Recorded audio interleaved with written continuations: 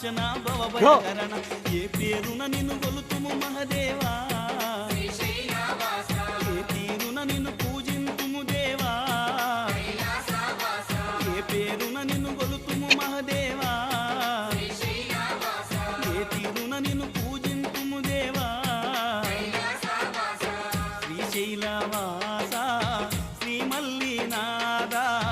నీ దర్శన భాగ్యం ఈవయ్యా మా జ్యోతిర్లింగా ఈ జన్మకు మోక్షం ఈవయ్యా ఓం జై జగదీశ